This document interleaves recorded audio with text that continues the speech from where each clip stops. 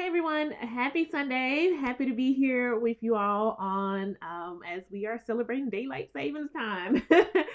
So happy to be here. I just want to welcome everybody today. If you're catching this on the replay, that's perfectly fine, but I do want to welcome everybody and thank you all for stopping in as we talk about today reflective teaching. That is going to be our topic for today, and I cannot wait to dive into this with you all this morning because I have a lot to share, especially some new revelations I've had over this past week and just some of my recent experiences with reflective teaching in this whole process of transitioning. Right now, we were virtual learning, now we're transitioning to a hybrid model.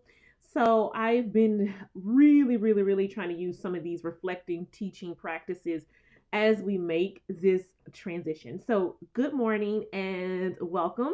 I will be here with you every Sunday, 10 a.m., unless otherwise noted.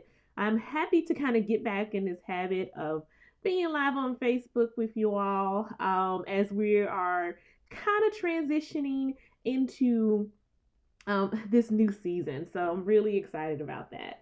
So, today we're going to start off our Facebook Live, and I want you to think about your week. Just think about the week. Take a moment. If you are watching this on replay, just pause and just think about your week. After hearing the question, just take a moment. If you have a pencil or paper, just take a moment to reflect and think about um, some of the things you can do to adjust, some of the things that you can change. What were some highlights? Okay. And of course, you all know I have notes here. So, because I have a lot to talk about today. So, I have all my notes here. So, if you see me looking to the side, that's what I'm doing. Okay. So, I would like you to take about 5 minutes at some point this today and just reflect.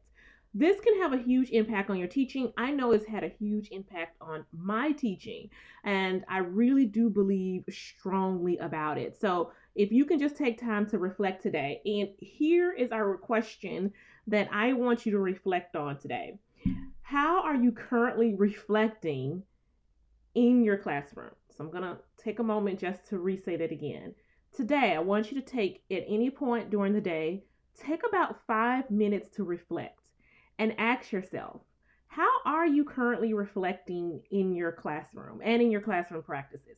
Are you kind of just going through the daily motions during the day? Are you taking time to say, okay, is there something that I can adjust, something I can fix for the next day? But I really want you to take a moment and think, how are you currently reflecting on your classroom or in your classroom practices? And as educators, our goal is always to grow and get better. I know that's my goal every single day is to grow and get better. But sometimes we get stuck and we get caught up in all of these motions about how to actually make that happen every single day.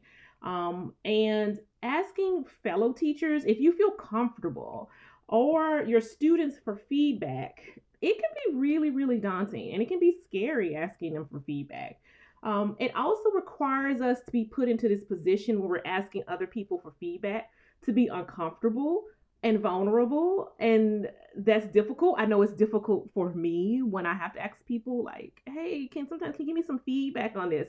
I've gotten a lot better at it. But at first, it was just really uncomfortable. And sometimes I got defensive because I feel like, oh my gosh, I'm doing everything that I can to make this happen, and you want to come here and kind of criticize me.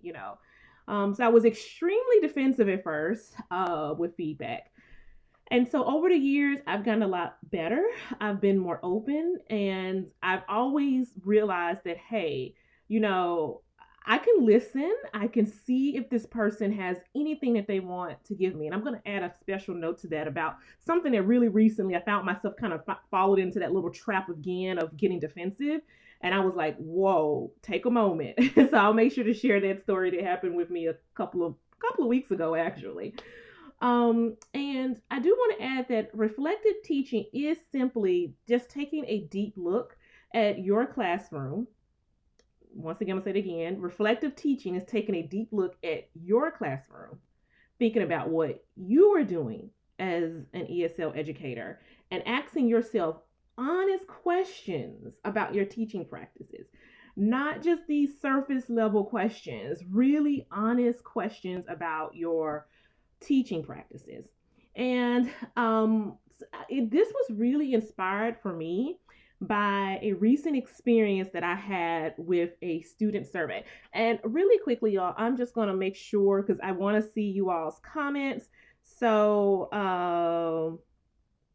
I will go ahead and make sure that I am sharing that with you all as well. And I am going to undo this. And somebody said that they can't see, so I am going to see if I can tag. I hope that person is here. I think this is him.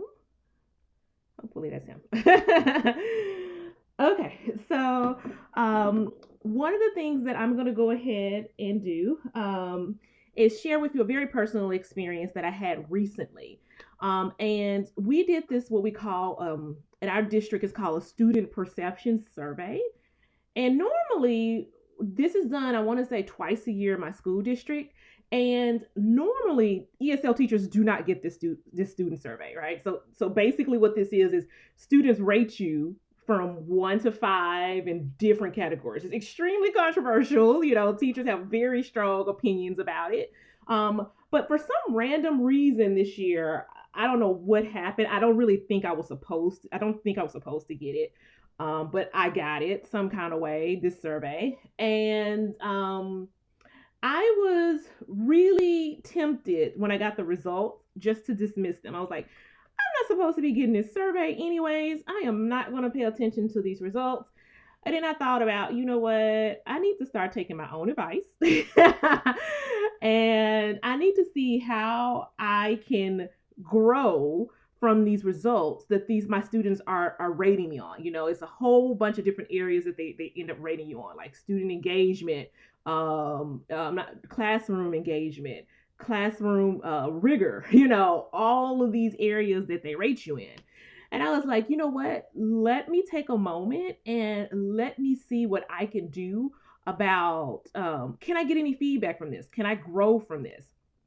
So I opened a survey.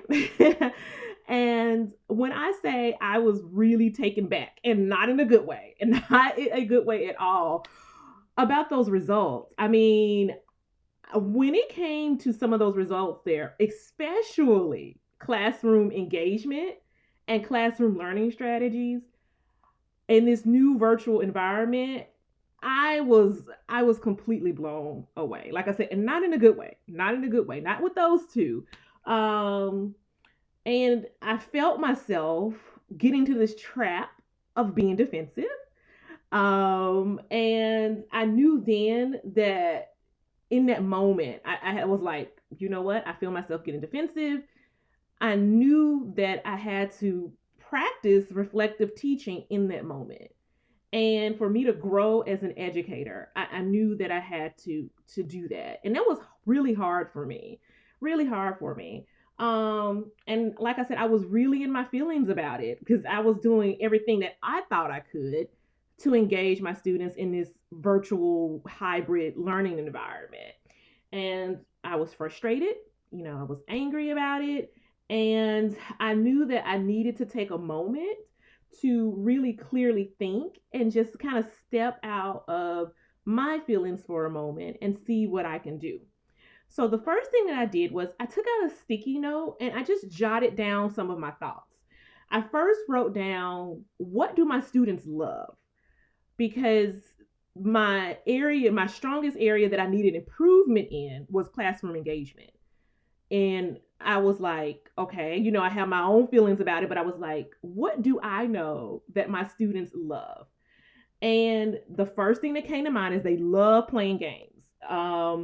Now, I do have very strong feelings about playing Kahoot quizzes and quizzes.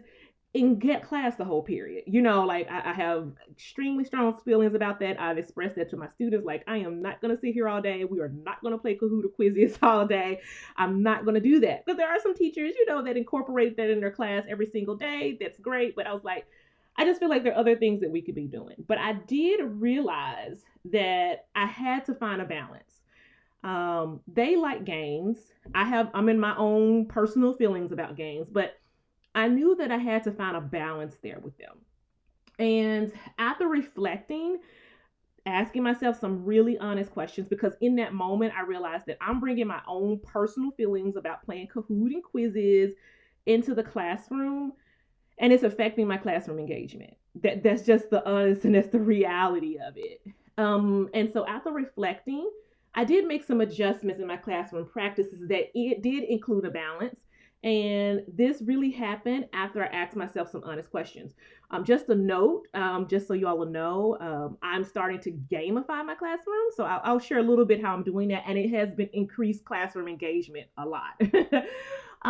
So reflective teaching, I do want to share with you, can be done whether you are a brand new teacher or a returning teacher. I just want to say that again. It can be done. It doesn't matter if you're a new teacher or you've been teaching for 25 years. It does not matter. It's something that should be practiced every single day as an educator.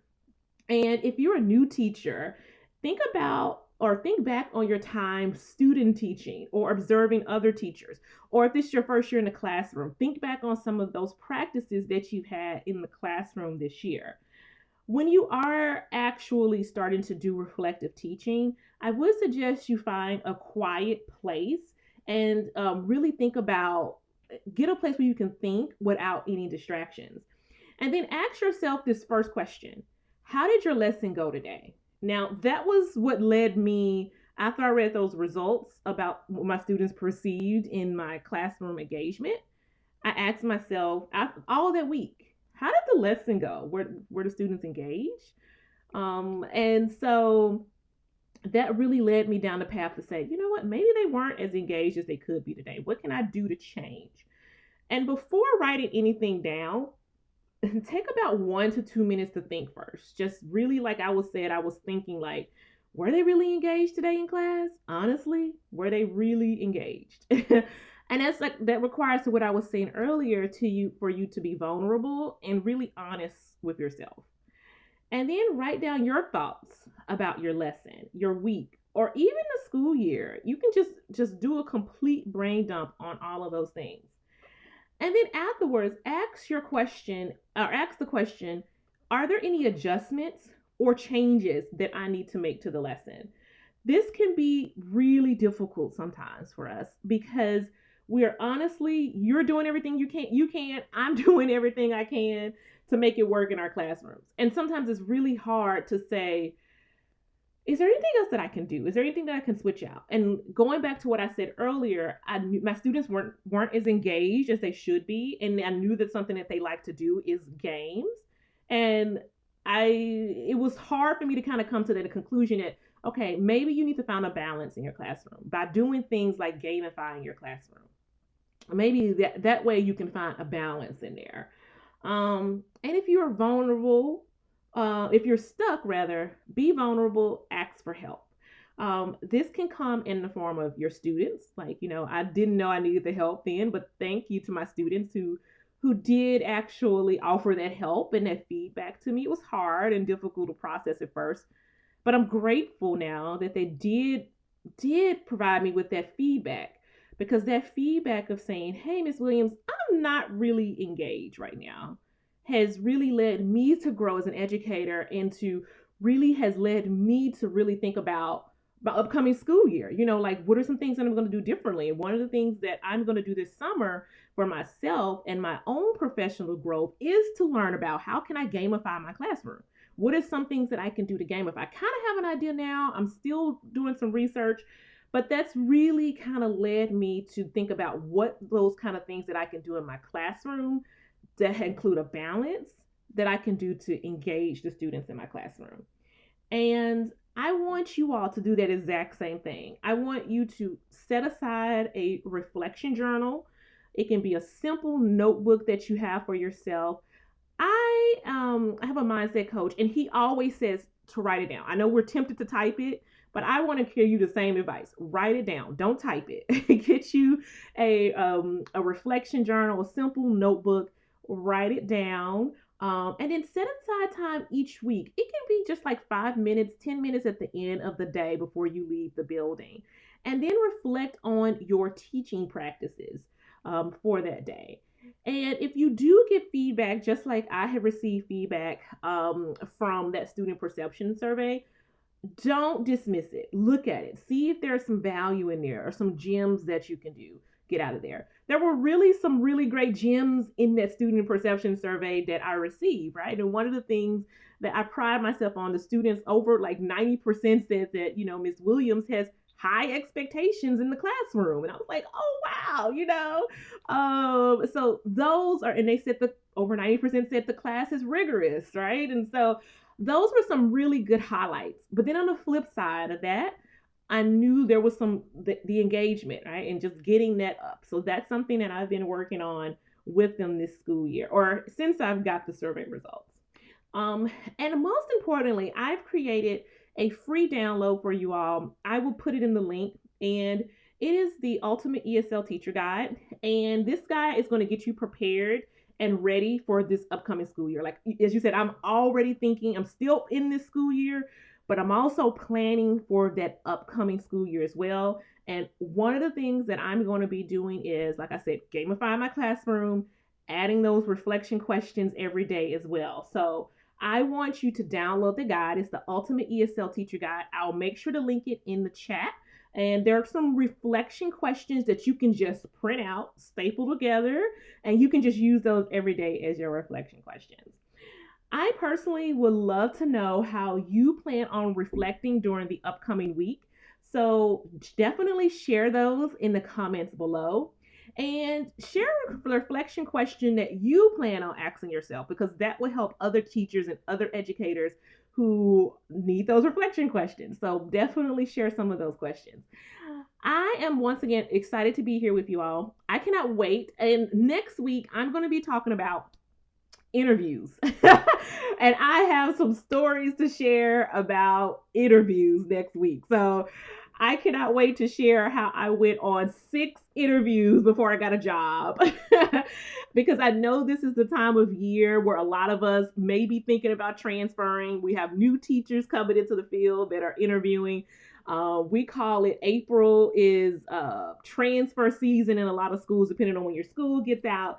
So I cannot wait to share some really cool tips for those who are interviewing. And even if you aren't, you definitely want to tune in for my some of my horror stories and interviewing and things I learned from interviewing that you can use. And it's never too late. Me and a coworker discussed this. It's never too late just to keep up on your skills for interviewing. Don't get rusty. Definitely keep on top of everything. I have learned a couple of exciting things as well. So I can't wait to share that with you all next week. If you have a question, definitely share those in the chat. I'll be sure to follow up. Just tag me in the chat. And once again, I'm really excited to be here. And I will see you all next week at 10 a.m. Bye.